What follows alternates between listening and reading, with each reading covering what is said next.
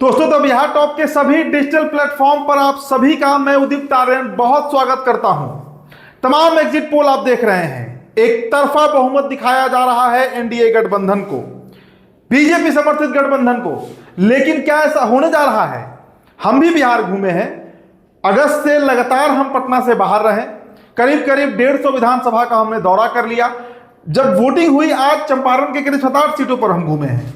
क्या ऐसा कारण है कि तमाम एजेंसियां जो हैं वो बता रही हैं कि एनडीए गठबंधन को कोई 180 बता रहा है, कोई 190 बता रहा है, लेकिन क्या धरातल पर ऐसा होने जा रहा है? बिल्कुल नहीं। मेरा अपना अनुमान है कि ऐसा बिल्कुल नहीं होने जा रहा है। तो दोस्तों हम दो पार्ट में वीडियो लाएंगे। पहला हमारा ये वीडियो होगा पहले चरण का, जो 18 सीटों का मतदान हुआ, 121 सीटों पर, 18 जिलों का माफ कीजिएगा, 121 सीटों पर मतदान हुआ, उस पर हम पहला एग्जिट पोल लेकर आएंगे। और अगला जो हमारा अंक आएगा उसमें हम बताएंगे आपको आज जो 20 जिलों के 122 विधानसभा सीटों पर मतदान हुआ, कुल 243 सीटों का मतदान। पहला 6 नवंबर को, दूसरा 11 नवंबर को, 6 नवंबर को 18 जिले 121 सीट, और दूसरा 11 नवंबर को 20 जिले 122 सीट। तो इस वीडियो में हमारा प्रयास होगा कि आपको हम हर एक जिलेवार तरीके से, हर एक जिले में जितने विधानसभा सीट, जैसे भोजपुर में 7 सीट है, सिवान में 8 सीट है, गोपालगंज में 6 सीट है, सारण में 10 सीटें हैं, पटना जिला में 14 सीट है, इस तरीके से आपको हम बताएं ताकि थोड़ा अनुमान लग सके। देखिए दरअसल हुआ क्या है, हम भी जब घूम रहे हैं, आपको दोस्तों हम 2-3 वीडियो दिखाते हैं। पहला भी ये तस्वीरें देखिए, मतलब आप किसी भी बूथ पर चले जाइएगा तो वहां पर आपको अगर 10 पुरुष दिखेंगे, 10 मर्द दिखेंगे, तो उनके अनुपात में 15, 16 से 20 महिलाएं लाइन में लगी हुई दिखेंगी। और ये एक इतना बड़ा फैक्टर है बिहार में, ये तिलिस्म है नीतीश कुमार का। नीतीश कुमार के लिए जीविका दीदी जो हैं वो बढ़ चढ़ कर वोट कराती हैं, इस बात से इनकार नहीं हम कर सकते हैं। मतलब पोलिंग एजेंट, बूथ एजेंट से ज्यादा मजबूत वो जीविका दीदी है बिहार में, जिनकी संख्या करीब करीब 1.5 करोड़ बताई जाती है कि 1.5 करोड़ नीतीश कुमार की ऐसी सिपाही है बिहार में जो हर बूथ पर 2-2, 3-3 हजार वोट बढ़वा देती है। तो इस तरीके से देखिए तो करीब बिहार में हर विधानसभा में 5 से 8 हजार वोट एनडीए गठबंधन को जीविका दीदी बढ़वा देती है। और यही कारण है कि तमाम एग्जिट पोल बता रहा है इस तरह का। लेकिन इस बार तेजस्वी यादव का भी लहर है। इस बात से अगर कोई इनकार करता है तो शायद या तो उसे बिहार की राजनीति की समझ नहीं है, या फिर वो एक तरफा बात कर रहा है। दूसरा कोई कारण नहीं हो सकता है। तेजस्वी की लहर थी, रोजगार का मसला था, बड़ा मुद्दा था, इस पर वोटिंग हुआ है, इस बात से हम इनकार नहीं करेंगे। लेकिन कुछ जनरल ट्रेंड पहले आपको हम बताते हैं। देखिए हम जिला का लिस्ट तैयार करके बैठे हुए हैं कि किस जिले में कितने विधानसभा सीटों पर कौन कौन आगे है, कौन पीछे है, कहां फाइट है। लेकिन उससे पहले आपको दोस्तों कुछ हम जनरल चीज बताते हैं। सबसे पहले ये जो एक मिथ था कि जनसुराज सवर्णों का वोट काट रहा है, मुझे भी ऐसा लग रहा था, ये गलत है।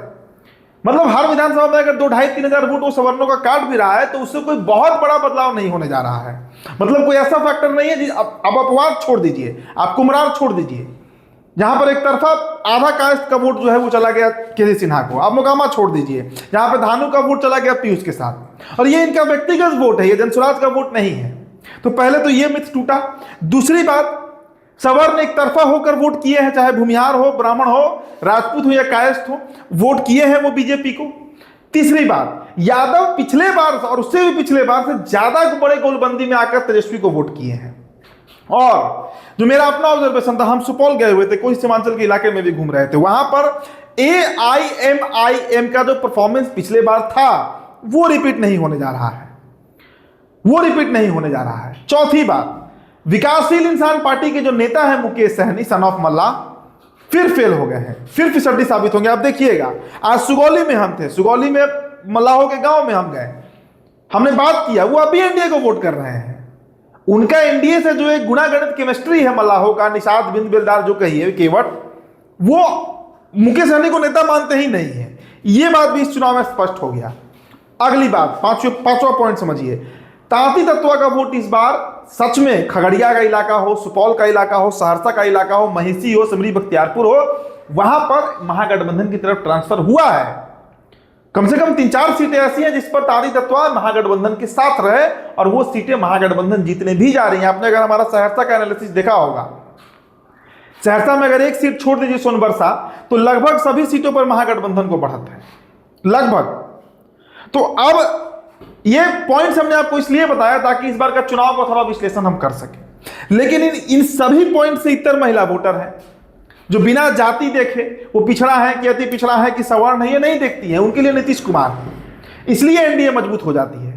तो अब दोस्तों बिहार के उन 18 जिलों का हम आपको एनालिसिस बताने जा रहे हैं जहां पर पहले चरण में मतदान हुआ था। देखिए सबसे पहले पटना जिला की ही बात कर लेते हैं। अब पटना जिला में दोस्तों 14 विधानसभा सीटें हैं, विक्रम से लेकर मनेर से लेकर दानापुर से लेकर पटना साहिब, बांकीपुर, दीघा, कुमरार से लेकर बख्तियारपुर, बाढ़ से लेकर मोकामा तक 14 सीटें हैं लगातार। उधर फुलवारी भी है, मसौढ़ी भी है।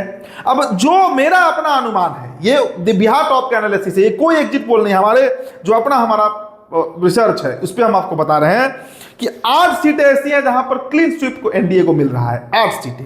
लेकिन 6 सीटें ऐसी भी हैं दोस्तों जहां पर महागठबंधन लीड ले रही है। अब वो 6 सीटें कौन कौन से हैं आप पहले नोट कर लीजिए। मनेर है, बख्तियारपुर है, फतुहा है, ये ऐसी सीटें हैं। पटना साहिब है जहां पर एकदम कांग्रेस हो या राजद वो निकल रही है। तो 8 और 6 के हिस्से में मैं पटना जिले के उन 14 विधानसभा सीटों को बांटता हूं। मोकामा देखिए जेडीयू निकाल रही है। अब इसके बाद चले आइए दोस्तों, अगला आपको नालंदा। हाँ नालंदा की 7 सीट। अगर नालंदा में दोस्तों हम इस्लामपुर को छोड़ दें तो 6 के 6 सीट ऐसे हैं जहां पर एनडीए गठबंधन, जदयू कहिए बीजेपी कहिए, निकल रही है। चाहे वो बिहार शरीफ हो, चाहे अस्थामा हो, चाहे खुद नालंदा हो, राजगीर हो, हिलसा हो, ये सभी सीटें निकाल रही है भारतीय जनता पार्टी, सभी सीटें। एक सीट इस्लामपुर है जहां पर महागठबंधन को बढ़त है और किसी भी सीट पर कांटे की टक्कर अभी तक तो नहीं बताई गई है, अब तक टिल नाउ। अब चले जाइए दोस्तों भोजपुर का 7 विधानसभा। देखिए हमने आपको बताया भी था कि भोजपुर के 7 विधानसभा सीटों में 4 सीट तो क्लीन स्वीप है एनडीए गठबंधन को, आरा, तरारी, शाहपुर और जगदीशपुर। बाकी जो 3 सीटें हैं, चाहे बड़हरा कह लीजिए, चाहे अगियाव कह लीजिए, ये ऐसी सीटें हैं जहां पर पेच फंस सकता है। लेकिन ये 3 सीटें मैं महागठबंधन को देता हूं। तो अब तक पटना जिले का 8 सीट, नालंदा का 6 सीट और भोजपुर का 4 सीट एनडीए को है, बाकी सीटें जो है वो महागठबंधन को गई हैं। अगला देखिए बक्सर में दोस्तों 4 सीट पर लड़ाई हुआ है, वहां पे 50-50 का रेशियो है। मतलब बक्सर और राजपुर 2 सीटें एनडीए गठबंधन जीत रही है, ब्रह्मपुर और डुमराव जो है वो महागठबंधन जीत रही है। ये मेरा अपना एनालिसिस है। अब इसके बाद चले आइए शेखपुरा की 3 सीटें, वहां पर 2 सीटें ऐसी हैं जहां पर एक तो बरबीघा से तहसीलदार सिंह ही लड़े थे कांग्रेस पार्टी के। अब वहां से आपको बरबीघा से बता देते हैं कि 2 सीट पर एनडीए और 1 सीट पर महागठबंधन जो है वो जीतते हुए बताया जा रहा है। लखीसराय में देखिए 2 सीटें हैं और दोनों सीट इस बार महागठबंधन ही जीत रही है, दोनों सीट। अब इसके बाद देखिए दोस्तों बेगूसराय में 7 सीट है और बेगूसराय में इस बार एनडीए का परफॉर्मेंस बहुत खराब रहा है। चाहे तेगड़ा विधानसभा हो, साहेबपुर कमाल हो, खुद रोसड़ा हो, बेगूसराय सीट हो, सब पे मिलाकर जो 7 सीटें बेगूसराय में है उसमें 5 पर महागठबंधन को लीड है, 5 पर महागठबंधन को लीड है और 2 सीटें ऐसी हैं जो एनडीए गठबंधन जीत सकती है। अब देखिए मुंगेर में दोस्तों कुल 3 सीटें हैं जिसमें 2 पर एनडीए गठबंधन जीत रही है और 1 सीट ऐसी है जिस पर कांटे की टक्कर है। मतलब कौन जीत रहा है ये अभी नहीं बताया जा सकता, ये हमारा एग्जिट पोल है। अब देखिए मुजफ्फरपुर की 11 सीटें आप पकड़ लीजिए, 5 पर तो क्लियर कट एकदम एनडीए जीत रहा है, 4 पर महागठबंधन जीत रहा है और 2 सीटें ऐसी हैं जो फंसते हुए दिख रहा है। मुजफ्फरपुर की हम बात कर रहे हैं। दरभंगा में 10 सीट, इसमें 6 पर एनडीए गठबंधन, 4 पर महागठबंधन जीत रही है। मतलब जो दरभंगा की 10 सीटें हैं उसमें 6 पर एनडीए गठबंधन जीत रही है और 4 पर महागठबंधन जीत रही है। सहरसा की बात कीजिए तो 4 में हमने आपको बताया है कि एनडीए 1 ही पर जीत रही है, सुरबरसा, और 3 पर महागठबंधन को लीड है। मधेपुरा देखिए 4 सीटें हैं जहां पर 2 सीटें ऐसी हैं जिसमें क्लीन स्वीप है एनडीए गठबंधन को और 1 सीट ऐसी है जहां पर महागठबंधन जीत रही है और 1 सीट ऐसी है जो फंसी हुई है। अब सिवान देखिए, सिवान में 8 सीटों पर 8 सीट है, चाहे गोरियाकोटी हो, महाराजगंज हो, सिवान सदर का सीट हो, दरौली हो, दरौंदा हो।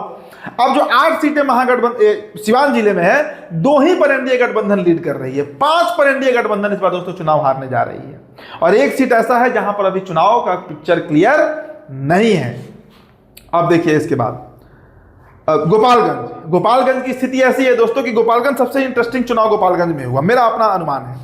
6 सीटें हैं, दो सीट पर एनडीए गठबंधन को क्लीन स्वीप है। एक तो खुद गोपालगंज सदर सीट और दूसरा कुचायकोट। मुझे लगता है कि बिहार में कुचायकोट वो इकलौता सीट है जहां पर चुनाव से पहले ही रिजल्ट डिक्लेयर था अमरिंदर पांडे और पप्पू पांडे का। तो दो सीटें हैं जहां पर एनडीए गठबंधन निकाल रहा है। एक सीट ऐसा है जहां पर क्लियर कट हिसाब किताब क्लियर है कि वहां से महागठबंधन ही जीत रहा है। लेकिन ये तो 3 सीट का आकलन हुआ। 3 सीटें ऐसी हैं, चाहे आप बरौली कह लीजिए, चाहे बैकुंठपुर कहिए या फिर भोरे कहिए। हथुआ तो क्लीन स्वीप है कि वहां से महागठबंधन निकल रही है, लेकिन बरौली, बैकुंठपुर और भोरे ये 3 सीटें ऐसी हैं जहां पर अभी भी कांटे की लड़ाई है। मतलब अगर हार जीत होता है तो इन सीटों पर 2 से 5 हजार वोट के अंदर ही कोई जीतेगा और कोई हारेगा। तो वो तस्वीर अभी क्लियर नहीं है, वहां पर कुछ भी बताना अभी सही नहीं होगा। तो ये गोपालगंज का हुआ दोस्तों। अब देखिए सारण में 10 विधानसभा सीटें हैं। 10 विधानसभा सीट में 6 सीटें ऐसी हैं जहां पर एनडीए गठबंधन निकल रही है, 6। और 6 के अलावा 2 सीटें ऐसी हैं जहां पर महागठबंधन निकाल रही है, 2 सीटें। और 2 सीट ऐसा है जहां पर कांटे का मुकाबला है। मतलब छपरा विधानसभा एक तो आप पकड़ लीजिए जहां से राखी गुप्ता लड़ गई, अगर नहीं लड़ती तो शायद वहां से ऑलरेडी क्लियर कट निकल सकता था, माफ कीजिएगा एनडीए गठबंधन निकल सकता था। लेकिन राखी गुप्ता के फाइट में आने के चलते वो सीट फंस गया है। तो सारण का क्या है, 10 सीट में 6 सीट एनडीए, 2 सीट महागठबंधन और 2 सीट अभी फंसा हुआ है। अब इसके बाद देखिए दोस्तों वैशाली में 8 सीटें हैं, आपको पता है, राजा पाकड़ है, महुआ है, लालगंज है, हाजीपुर है, ये तमाम सीटें हैं। अब वहां का हिसाब किताब है कि 8 सीट में 3 सीट पर एनडीए गठबंधन जीत रही है और 3 सीट पर महागठबंधन भी जीत रही है। तो 3-3 6 हो गया। और 2 सीटें ऐसी हैं जहां पर कांटे की लड़ाई है, चाहे वो लालगंज है या फिर महुआ। ये 2 सीटों पर कांटों की लड़ाई है, जो कि तेज प्रताप भी लड़ रहे हैं वहां से। अब इसके बाद देखिए दोस्तों समस्तीपुर में 10 सीटें हैं। 10 में 7 पर एनडीए को क्लीन स्वीप है, 3 पर महागठबंधन जीत रही है और कोई ऐसा सीट नहीं है जहां पर पिक्चर क्लियर नहीं है। तो मिला जुलाकर यही अनुमान है। और अगर हम इसको टोटलिटी में बात करें तो जो 121 सीटों पर चुनाव हुआ था उसमें 62 सीटें ऐसी हैं, 62, जिस पर एनडीए गठबंधन लीड ले रही है। 45 सीटें ऐसी हैं जिस पर महागठबंधन लीड ले रही है और 14 सीटें ऐसी हैं जिस पर कांटे की लड़ाई है। मतलब ना तो एनडीए गठबंधन को क्लीन स्वीप मिलते हुए दिख रहा है और ना ही महागठबंधन को। तो दोस्तों ये पहले चरण के 121 सीटों का हमने आपको एनालिसिस बता दिया। अब इससे विस्तार में बात करने में बहुत समय चला जाएगा अगर हर सीट पर हम चले आए तो। हमने प्रयास किया था कि पिछले 1 सप्ताह में जब से मतलब वोटिंग खत्म हुआ 6 तारीख को, उसके बाद हमने जिलावार तरीके से कई वीडियो बनाया है। गोपालगंज का अलग बनाया, बक्सर का अलग बनाया है, सहरसा का अलग बनाया है, भोजपुर के इस करके हमने कई वीडियो बनाया, हमारे चैनल पर जाकर देख सकते हैं। तो अगला जो हम वीडियो लेकर आएंगे उसमें आज जो वोटिंग हुआ है यानी 11 नवंबर को, उसकी चर्चा करेंगे और आपको बताएंगे कि 122 सीटों में कौन आगे है और कौन पीछे है। और फिर उसके बाद ये 243 सीटों का एक जो रूपरेखा तैयार होगा वो वीडियो आपको हम बताएंगे। फिलहाल दोस्तों इस रिपोर्ट में इतना ही, चर्चा में इतना ही। बहुत बहुत शुक्रिया।